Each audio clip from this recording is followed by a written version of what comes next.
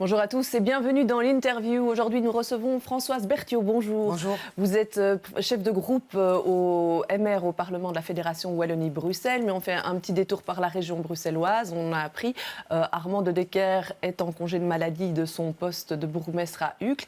Et puis, il a renoncé à la vice-présidence du Parlement bruxellois. Ce renoncement, c'est logique suite à la demande du MR de ne plus parler en son nom. C'est dans la ligne, c'est dans la foulée, puisque il a été demandé de ne plus s'exprimer au nom de notre formation politique au niveau du bureau d'un Parlement et plus encore de la vice-présidence, qui est une fonction de représentation.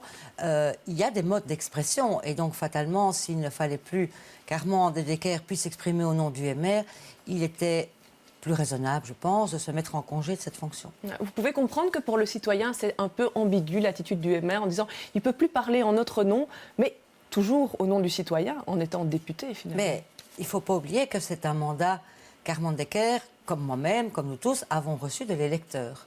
Et c'est un mandat que dès lors que nous avons reçu de l'électeur, nous pouvons choisir, mais c'est un choix personnel alors, ce n'est pas le choix d'un parti, de remettre, ou nous pouvons décider de l'exercer jusqu'au bout. Et visiblement, c'est le choix qu'il a fait, malgré les soucis de santé. Donc un choix personnel, le parti ne peut pas décider pour... Mais on ne peut pas démissionner à nos députés.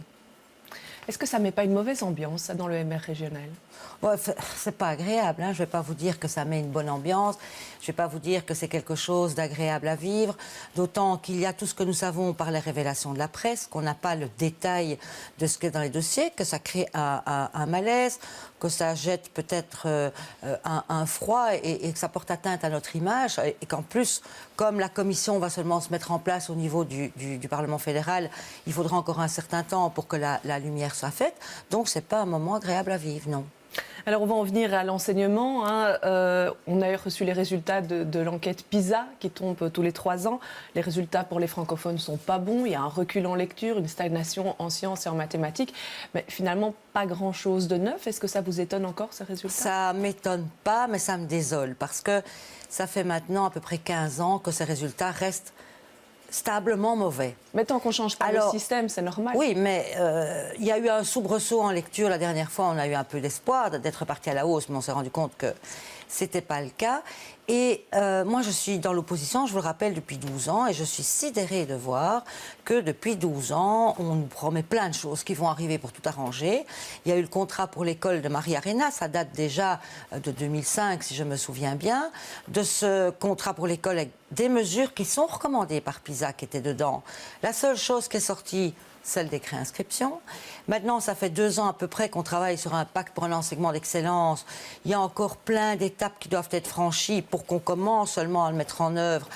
Alors que le pacte a certaines recommandations qui sont exactement celles que PISA nous fait depuis 15 ans. Qu'est-ce qu'on attend pour répondre aux recommandations PISA et redresser la barre? Alors, le pacte d'excellence, on va en parler plus longuement, mais d'abord, ce qui interpelle dans ce test PISA, c'est aussi la diminution des performances des filles par rapport aux performances des garçons. Comment est-ce qu'on explique ça? Ça m'interpelle, parce que depuis très longtemps, dans tous les systèmes éducatifs, donc ce n'est pas propre à la Belgique, les performances scolaires des filles, et surtout ces dernières années, sont meilleures que celles des garçons. J'avais pris la mesure chez nous, à un moment donné, le taux d'échec des garçons était de 20% supérieur à celui des filles. Donc c'est vous dire vraiment un écart. Alors il y a eu des explications sur les performances des filles, que les filles étaient plus consciencieuses. Il y a une explication qui, comme femme, m'a un petit peu révoltée, que les filles étaient plus dociles, avait-on dit, par rapport aux consignes des enseignants, que les filles voulaient plus aussi avancer dans les parcours scolaires, que les filles avaient moins de décrochage à l'adolescence. Alors, il y a vraiment un nouveau questionnement. Je ne vais pas vous dire qu'est-ce qui se passe chez les garçons, puisqu'on le sait un peu, mais qu'est-ce qui arrive maintenant chez les filles? Ouais, et là, on n'a pas encore de réponse. On n'a pas encore analysé les choses. Non. Alors, le pacte d'excellence, il y a eu un concert de louanges suite à sa présentation. Est-ce que vous vous joignez à ce concert? Alors, louanges, restons modestes. Moi, j'ai un grand respect pour ces acteurs qui ont travaillé des centaines d'heures et qui ont réussi à se mettre d'accord. Ouais, dans le domaine de l'enseignement, c'est pas évident. Hein. Mais maintenant, ces acteurs du pacte vont devoir retourner, ils se sont engagés eux, mais ils vont devoir retourner vers leurs bases. Est-ce que les bases des enseignants dans les différents réseaux vont suivre, vont embrayer, vont s'enthousiasmer, les parents qui étaient aussi représentés. Donc maintenant, la question est de voir si ça va passer l'épreuve de la base. Et puis surtout, si les acteurs ont trouvé un consensus qui est un ensemble, un tout, c'est pas une shopping list, est-ce que le gouvernement va avoir la volonté politique de mettre en œuvre tout ce qui est dans le pacte? Ouais, parce qu'on a l'impression que l'enseignement, c'est un énorme paquebot et que c'est très très difficile de changer la trajectoire. On l'a vu même avec d'autres réformes. Parfois, l'intention est bonne et puis dans la concrétisation sur le terrain, c'est très très compliqué. Mais votre image est excellente. C'est un paquebot. Et pour moi, c'est un paquebot qui dérive. Stopper un paquebot, plus le bateau est gros, plus le bateau est lourd, plus le stopper est difficile. Mais si on se contente, pour le remettre sur le bon cap, de décider qu'on tire sur, on ne peut pas dire une ficelle en marine, hein, mais vous me comprenez, sur un cordage, hein, mais pas sur un autre, ça ne va pas faire bouger la trajectoire. Ouais. Dans cette réforme, il y a la question du rythme qui est au programme. C'est une sorte de monstre du Loch Ness. Est-ce qu'on peut progresser là-dessus avec une différence entre les deux communautés, entre la Flandre et la Fédération? Alors, d'abord, le rythme n'est pas quelque chose qui est mis en cause dans la mauvaise performance par rapport à PISA. Donc c'est pas prioritaire pour vous? Je dirais pas que c'est pas prioritaire. Je suis la première formation politique à avoir organisé un colloque sur le sujet.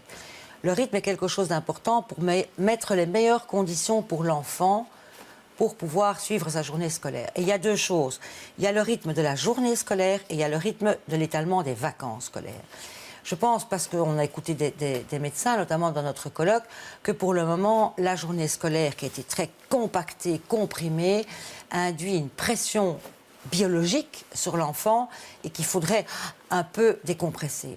Sur le rythme des vacances scolaires, il faudrait probablement aussi que soient mieux étalées les périodes, parce qu'on a certaines années où on a un semestre qui est beaucoup trop long sans temps de pause et puis qui est trop court sans qu'on puisse vraiment apprendre. Donc je ne suis pas opposée à ce qu'on travaille sur le rythme scolaire.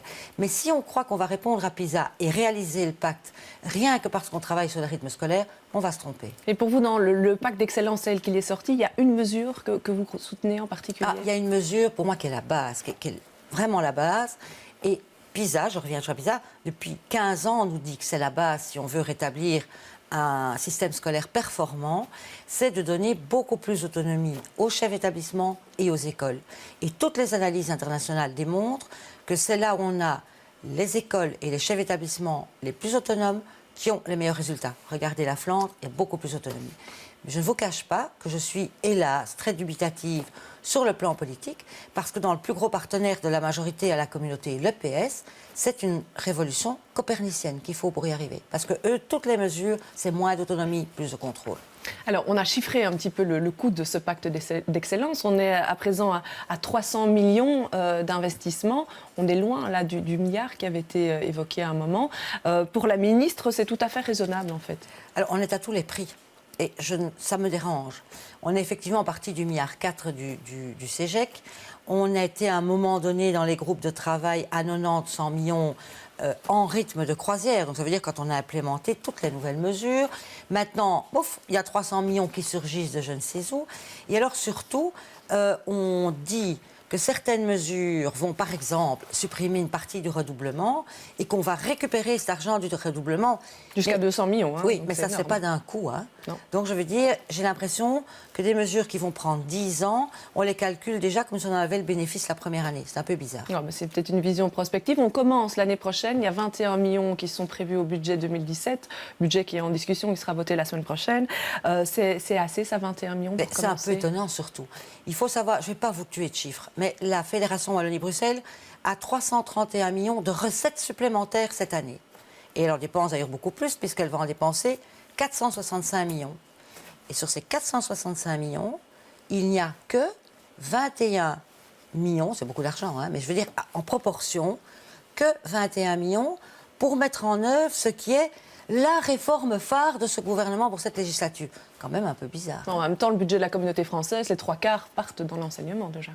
Oui, dans l'enseignement, dans les dépenses personnelles. Mais puisqu'on nous dit que le projet de législature, et c'est le projet qui a été lancé par la ministre CDH de l'Éducation, mais le PS s'en était emparé au niveau du gouvernement, le ministre-président disant « je pilote », etc. Donc c'est le projet du gouvernement, il a un montant dérisoire par rapport aux autres dépenses. Ça veut dire qu'on pourra avoir, pour vous, il faudrait oser un déficit encore plus grand de celui qui est prévu? Je ne suis pas en train de dire ça, mais je suis en train de dire que les choix qui ont été faits sont pas bons. De dépenses, c'est pas qu'ils sont pas bons, mais ils nous démontrent qu'entre le langage de dire tout le pacte, rien que le pacte et les moyens qu'on y consacre, il y a quelque chose qui ne correspond pas.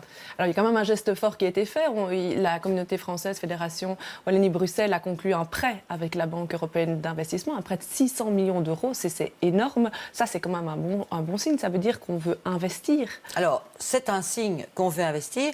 N'oubliez pas, comme pour les ménages, un emprunt, c'est l'endettement qui augmente et il faut rembourser. Donc ça, il ne faut quand même pas oublier non plus.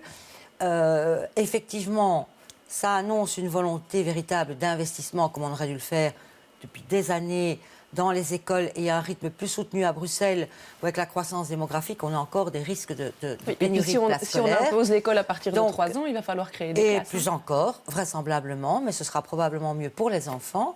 Mais donc, ça permettra peut-être de rattraper un certain retard dans les investissements scolaires. Il y a eu beaucoup de retard aussi dans les rénovations de bâtiments scolaires. Et donc, si ce plan permet de rattraper rapidement, on pourra s'en réjouir, sans oublier qu'on plombe encore la dette. Ouais. Décret inscription, pas de réforme en 2016, pas de réforme en 2017, peut-être en 2018. Si toute la réforme se fait, est-ce qu'il faudra encore revoir ce décret inscription? Tout à fait, finalement, parce que ça reste une priorité un problème, pour vous? ça reste une souffrance chaque année pour des centaines de familles.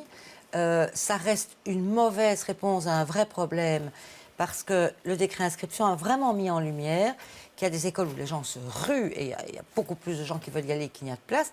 Et puis, étonnamment, il y a des écoles où personne ne s'inscrit. Pour le moment, en secondaire, on a encore plus de places qu'il n'y a d'élèves. Mais on a des écoles où... Alors, le vrai problème, est-ce que c'est de contraindre les parents? Non, c'est ce que nous disons. Ou plutôt, depuis que ce décret existe, on va fêter les 10 ans, je ne sais pas si c'est une fête, 10 ans du premier décret inscription, de travailler sur les établissements où, pour le moment, les parents ne veulent pas inscrire leurs enfants. Très bien. Je vous remercie d'être venu sur ce plateau. Je vous remercie de nous avoir suivis. Demain, les invités de l'émission Les Experts seront Bruno Vanès et Christos Doulkeridis. Bon week-end à tous.